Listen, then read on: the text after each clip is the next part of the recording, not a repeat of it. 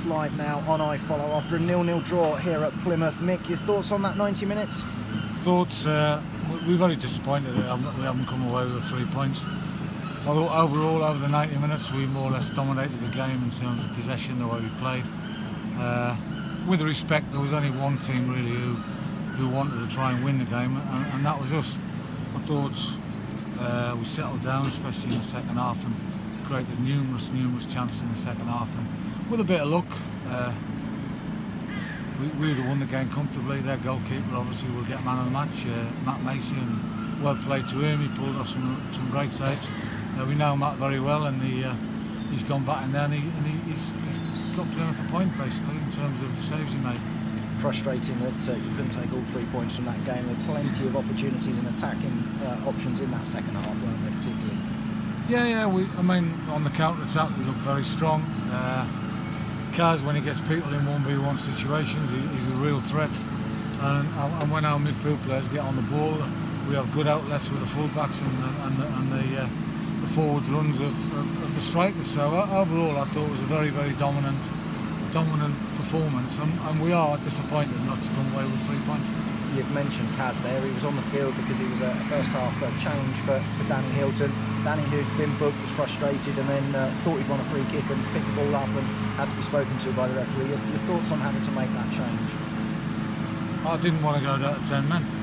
If it had been anyone else, I would have done the same. I thought the referee looked like he wanted to give yellow cards out at certain times. I'm not criticising them, but I just thought it was the best thing to do for the team and the football club. Absolutely, 100%. We didn't want to play the length of time with 10 men, and it was the best thing to do for the team. Clearly, a few words between Danny and yourself when he came off. Then he was obviously frustrated at being brought off as well. Listen, the way Danny plays and the way he backs into people, he is going to get cautioned. He is a physical player. We understand that. Emotions are riding high, but we're fine. He understands the reason why he was coming off, why he came off. So now it's been put to bed, and we move on.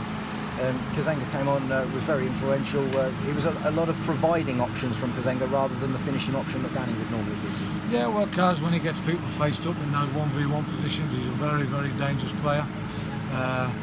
He was a threat, especially late on in the game down the left-hand side when he got the defenders faced up 1v1 and slid balls in for Potts, who we brought on. So overall, it was a real good performance in my opinion. Yeah, the defence stood firm again. Another clean sheet. James Shea hardly a save to make in that game, was there?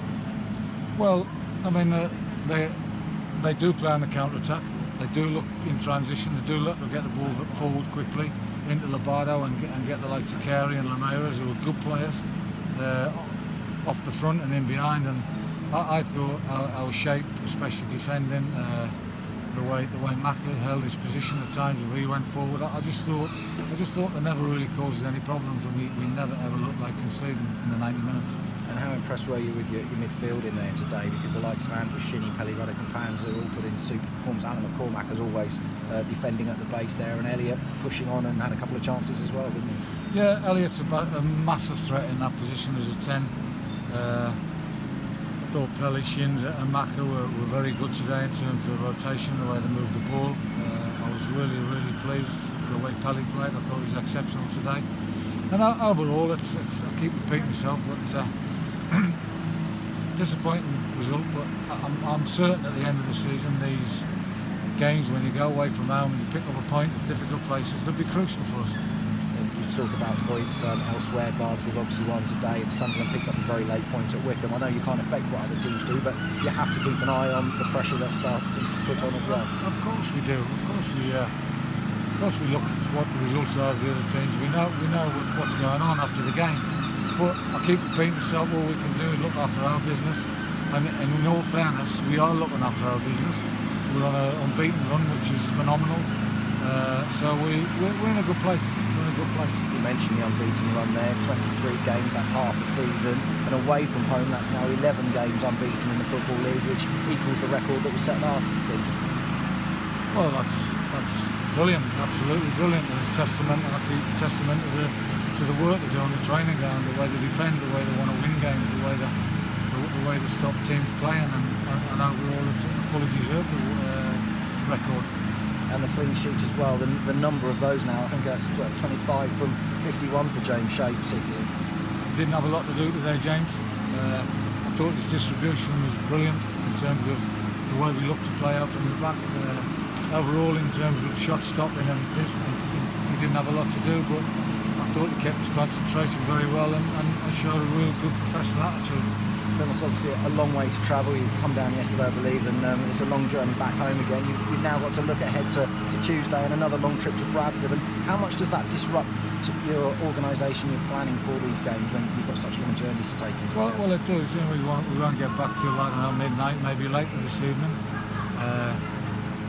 It's pointless bringing the players in tomorrow, so we'll bring them in on Monday afternoon, and we'll leave straight away after we train on Monday and see if there's any sick and wounded, and we'll take all the squad up to Bradford and choose a team and hopefully try and get a result up there. But in terms of preparation, it is a bit disruptive having these two long journeys over a short space of time. It'd be a miss not to mention the 1,200 Luton fans that have also made that long journey today. Great support throughout again, wasn't there?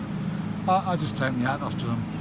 They're a brilliant bunch of fans that support the club very well. They get behind the players and it gives them a big lift, and they give me great support. It gives us great heart that we know they're behind us, absolutely. Lovely, thanks very much for your time. Thank you. Just on the decision with Danny today, I mean, do you think his reputation's going to fall a bit? Because just watching the replay back, he didn't seem to do too much wrong for the first one. Other times you could say he might have done, but there didn't really seem to be much in there. I thought the crowd had a big influence on the decision, I've got to be honest with you. The crowd swayed the referee a little bit, and that's what home crowds are for. They're there to try and sway referees and do things, but it was a bit of nothing, but we just couldn't take the risk. Yeah. I mean, Danny had got a little bit frustrated, he gave the ball away. I think he had a handball, it was hard to see, and he just looked like he was getting a bit frustrated. And as I said, if there'd been any other player, I'd have done the same. And with the bench visits, the likes of Monker, Cummings and Berry on there, was there a temptation to bring those on in the closing stages at all? Well, I thought we were playing ever so well. I thought we were creating chances. I thought we were moving the ball around. Probably Elliott was our biggest goal threat in terms of us getting the lead, and I just didn't want to bring our top goal scorer off, and he scored 20 goals this season. I didn't want to bring him off. The header looks in from here. I mean, the one which Macy's tipped over the bar, or onto the bar even.